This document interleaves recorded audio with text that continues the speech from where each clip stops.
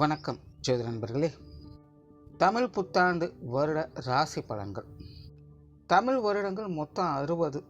அதில் 38வது வருடமாக இந்த தமிழ் வருடம் ஆரம்பிக்குது. இந்த தமிழ் வருடத்தினுடைய பெயர் குரோதி. இந்த பெயரினுடைய அர்த்தமே இந்த ஆண்டு எப்படி இருக்கும் அப்படிங்கிறத நமக்கு உணர்த்துது. ஏற்கனவே போன தமிழ் வருட பலன்கள், அதாவது சோபக்கிருது தமிழ் வருட பலன்களில் ஒரு விஷயத்தை நான் மென்ஷன் பண்ணியிருப்பேன். அதாவது இனி அடுத்தடுத்து வரக்கூடிய ஆண்டுகள் கொஞ்சம் கொஞ்சமாக மோசமாகிக்கிட்டு இருக்கும் அப்படிங்கிறத. ஸோ அதனுடைய தொடக்கம் தான் இந்த குரோதி தமிழ் வருடம் அப்படிங்கிறத புரிஞ்சுக்கணும். ஸோ பொதுவான வகையில் இந்த குரோதி தமிழ் வருடத்தை எப்படி விளக்குறாங்க அப்படின்னா, அந்த வருடத்தில் நிறைய ஏற்றத்தாழ்வுகள் இருக்கும். எல்லா விஷயங்களுமே இரட்டைத்தன்மையோடைய வேலை செய்யும். சரின்னும் எதையும் எடுத்துக்க முடியாது, தவறு அப்படின்னு எதையும் எதிர்க்க முடியாது. இதனால் இரு தரப்புகள் அப்படின்னு பிளவுபட ஆரம்பிக்குது. ஸோ இரு பிரிவுகளாக பிரிஞ்சிட்டாலே நீ பெருசா நான் பெருசா அப்படிங்கிற மனோபாவம் இயல்பாகவே உருவாக ஆரம்பிச்சிடும். இதனால் இந்த குரோதம், பகை, சண்டை சச்சரவுகள், மனஸ்தாபங்கள் போன்ற விஷயங்கள் உருவாகுது. ஸோ நார்மலாகவே இந்த குரோதி தமிழ் வருடங்கள் வரும்பொழுதெல்லாம் பார்த்தீங்கன்னா நாடுகளில் தேவையில்லாத விரோதம், போட்டி பொறாமைகள், சண்டை சச்சரவுகள், வழக்குகள் அதிகமாகிறது. களவு, சூது போன்ற விஷயங்கள் அதிகமாகிறது. ஆசை காட்டி மோசம் செய்யக்கூடிய விஷயங்கள் இப்படியெல்லாம் நடக்கும்.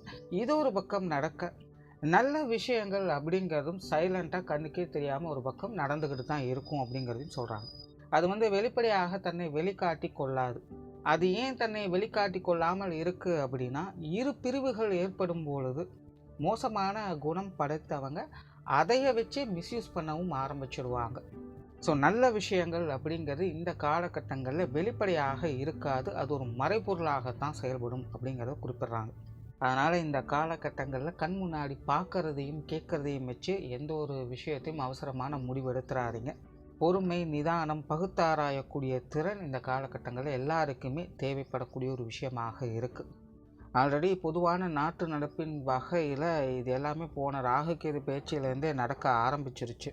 ஸோ அதனால் பொதுவான வகையில் நாட்டு நடப்பின் அடிப்படையில் பார்க்கும்பொழுது மனிதர்கள் ஒரு யதார்த்தமான வாழ்க்கை வாழ்வதற்கு கொஞ்சம் சுதாரித்து இருக்க வேண்டியதாக தான் இருக்குது.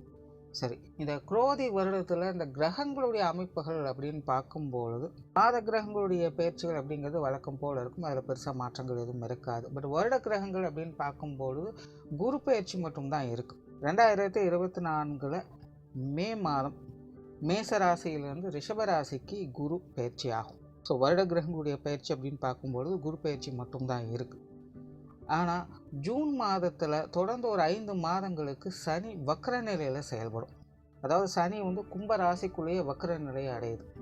அது போக இந்த ராகு கேதுக்களுடைய சஞ்சாரம் இந்த வருடம் முழுவதுமே மீனத்திலையும் கன்னியிலையும் இருக்கும்.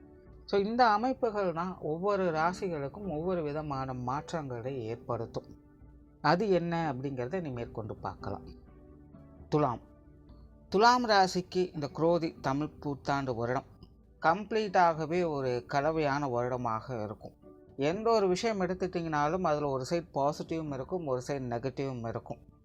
அதனால் துலாம் ராசிக்காரங்க கொஞ்சம் கவனத்தோடு செயல்பட வேண்டிய வருடம் தான் இது. அதாவது மனநிலையில் கொஞ்சம் சஞ்சல நிலைகள் அப்படிங்கிறது ஏற்படும். கொஞ்சம் ரெஸ்ட்லெஸ்ஸாக ஃபீல் பண்ணுவீங்க.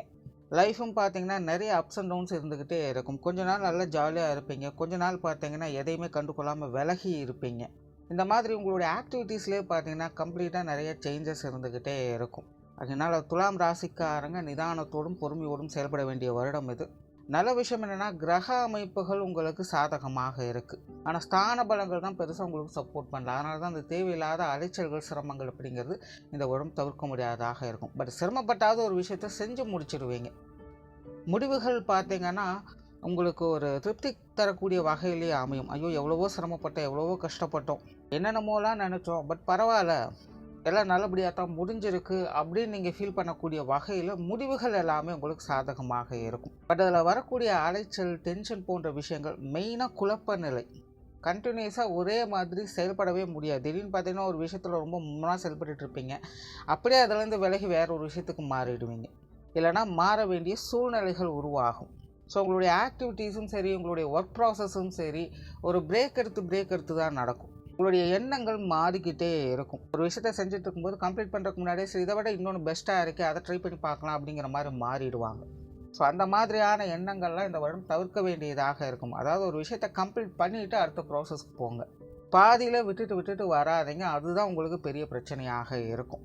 குறிப்பாக இந்த குரோதி தமிழ் வருடம் துலாம் ராசிக்காரங்களுக்கு பார்த்திங்கன்னா பிகினிங் ஸ்டேஜும் எண்டிங் ஸ்டேஜும் நல்லபடியாக இருக்குது. இந்த மிடில் ஸ்டேஜில் மட்டும்தான் கொஞ்சம் தேவையில்லாத அலைச்சல்கள், மன சிரமங்கள், பழைய பிரச்சனைகள் திரும்பவும் எடுத்துகிட்டு நீங்கள் பேசுகிறது, செயல்படுறது, இந்த மாதிரியான விஷயங்கள்லாம் பார்க்க வேண்டியதாக இருக்கும். வருடத்தின் இந்த இடைப்பட்ட காலத்தில் மட்டும் துலாம் ராசிக்காரங்க கொஞ்சம் கவனமாக இருக்கிறது நல்லது. குடும்ப விஷயங்கள், காரியங்கள் எல்லாமே சிறப்பாக இருக்கும். குடும்பத்துக்குள்ளே குதூகலமான விஷயங்களை எதிர்பார்க்கலாம். குடும்ப தேவைகள் பூர்த்தி ஆகும்.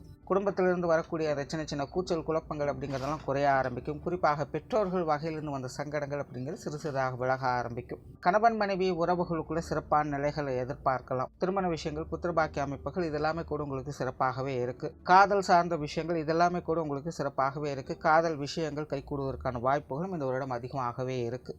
குழந்தைகள் வகையில் சின்ன சின்ன சங்கடங்கள், பிரச்சனைகள் அவ்வப்போது வந்து போகவே செய்யும். அதாவது குழந்தைகள் வகையில் கொஞ்சம் டென்ஷனும் அலைச்சல் தரக்கூடிய விஷயங்களும் அவ்வப்போது வந்து போயிட்டே இருக்கும். அதனால் குழந்தைகள் சம்பந்தப்பட்ட விஷயங்களை கொஞ்சம் நிதானித்து செயல்படுவது நல்லது. புத்திரபாக்கிய அமைப்புகள் உங்களுக்கு சாதகமாக இருக்குது. பட் இருந்தாலுமே அதற்கான மருத்துவ உதவிகள் அப்படிங்கிறது இந்த டைம் உங்களுக்கு அதிகமாகவே தேவைப்படும்.